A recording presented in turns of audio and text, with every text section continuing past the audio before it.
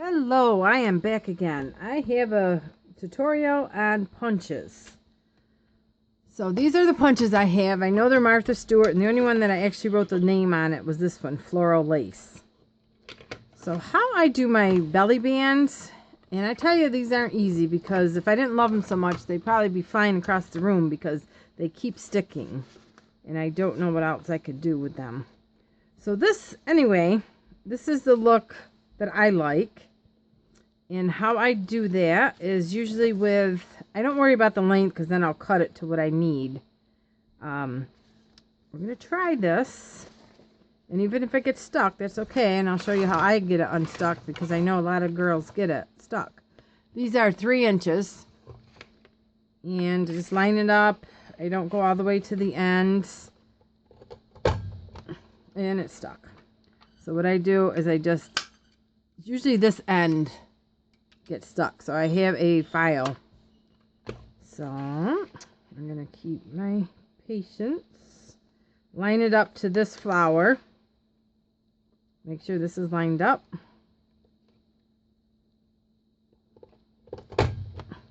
and I just don't know why. It must be my cardstock's a little too heavy. So that's how you get it unstuck. I mean, it's still doable, and like I said, if I didn't love them this much, I would be throwing them out, but I'm not going to do that. Oh my goodness. Like I said, it's usually that one of the corners that gets stuck. Then we're going to do one more, and it usually lines up pretty good.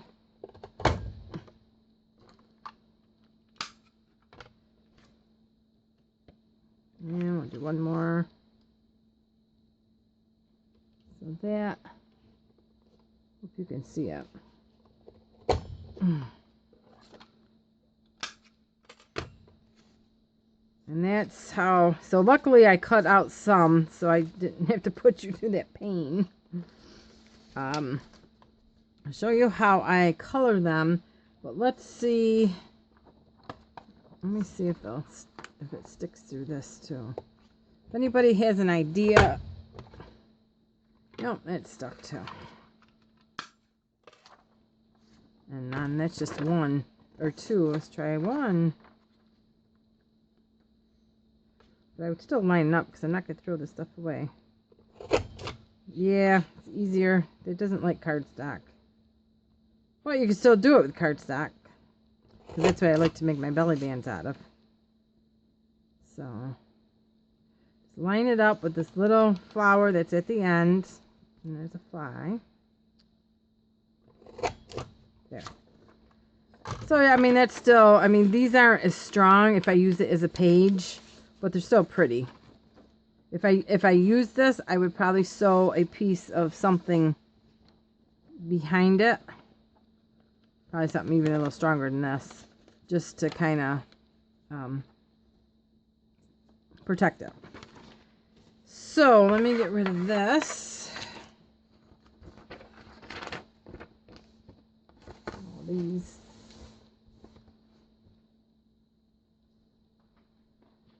So the floral one, I do sometimes the double corners. So what I do is I'll just cut a corner and then I just kind of center it by eye right in the middle. And then I just punch. Now this one is a little different. So that's fine. Now sometimes like this one, I will sew a piece of muslin because I found if you just leave it like this, sometimes after you tuck, it's going to get ripped. So what I would do with these double ones is I would probably, if this was my page, I would probably put them like this. And you could still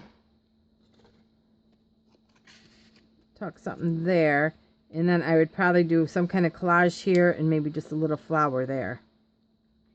And then you could probably, I would probably put a little piece of like a receipt type in there, and then you can put something there. That's how I do the double pockets. And I usually, again, I get a stiff stiffer material to protect that.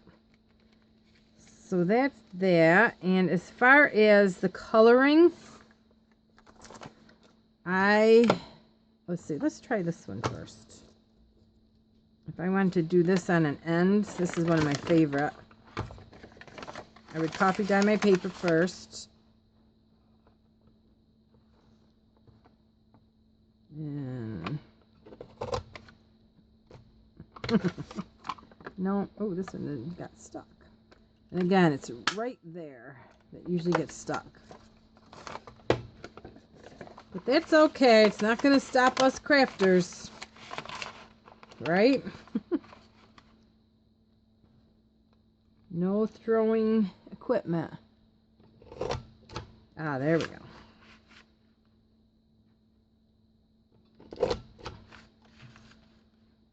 And then this, I always pick that flower for some reason. And I always have I don't have a problem. So that makes a pretty page. So I'll put that in my journal. And how I like to do my inking. I was playing around and I got pink. I usually get a ground espresso and say coffee. So what I'll do is I'll lightly hit it, because usually all my books are vintage, shabby chic. I'll hit the inside with a little pink.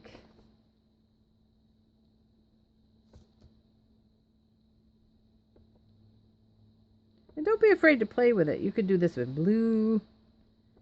So I hit that with pink. Ooh. And then I would hit it with a lighter brown. So I'm going to pick the coffee. So I'm going to try to... I'm lifting the sponge up as I'm hitting the edge.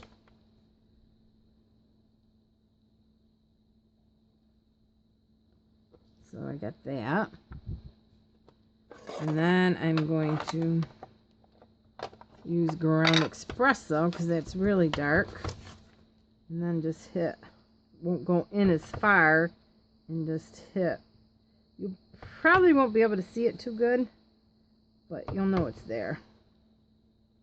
And then I would probably actually hit this whole page.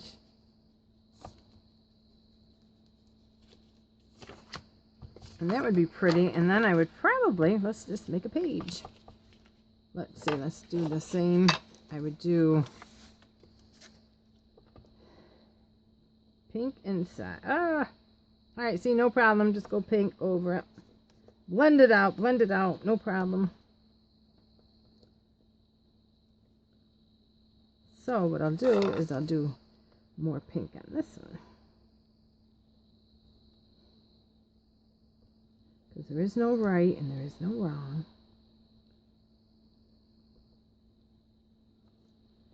So this will go over that. And then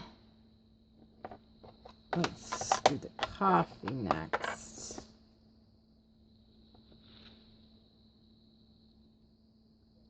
I don't mind my sponges being like this because the colors, depending on how you hold your sponge, they kind of blend in pretty cool. Unless I really want a sharp color.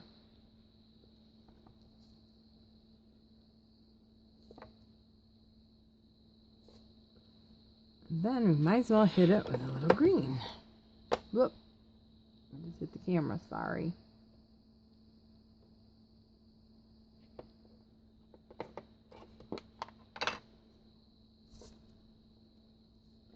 And we'll just hit it a little with some old paper.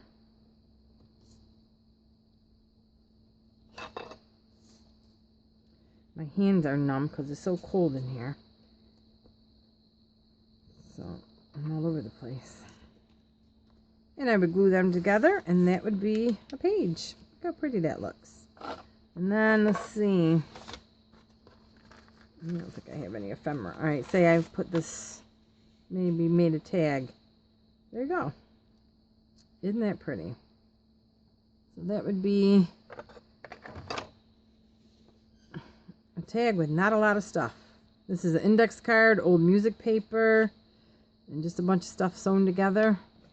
You can write on the back. So that would be that. And then as far as the belly bands, I did the same thing. I do little pink in the inside for the shabby chic look. And then, remember to cover these. Coffee or a medium brown. I think, what's that, sienna, rusty hinge, anything like that. And then just hit it. So I usually have these strips ready. And then when, say, like this book I'm working on for one of those bag journal things. Well, this is too big. But I would measure it and then just snip them off. So I have all different sizes. And then if I want to make a pocket or a belly band that way. So I usually have a bunch of them. Like I have these. And then I have this would be a, here, let me finish this first. Get ahead of myself. Here, oh, one bug. And then I put some of this pretty gold stuff. And then that was an Artie Maze. And I would just keep it that simple. So again, that would be on a page, something like that, with a tag behind it that would hang out with the same colors.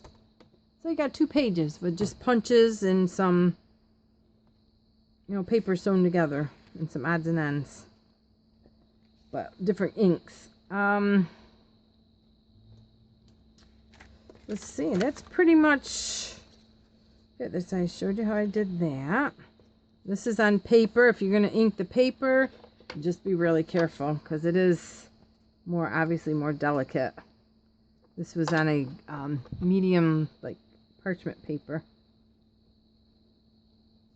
All right, say we wanted to do, like I said, I encourage you. I used to be in Stampin' Up, so I had all these old paint or ink pads, and I just they're just sitting there, and I forgot about them. So the green is just pretty too. We'll just do green and espresso. The blue is pretty. I gotta get my blues out. So that's, and again, it depends on what kind of ephemera you're gonna have. That'll, you know, go in there. And then you can ink your ephemera to go with it. This is especially if you don't have a lot of things. I mean, you can make paper look good with anything. Just play around with all your inks and punches. Have a nail file handy for the ones that stick. And I think that is it for today. No, I'll probably be back later on. So thank you for joining me, and I hope you got something out of it. I hope I wasn't too fast or too jerky or whatever. So I will see you soon. Bye.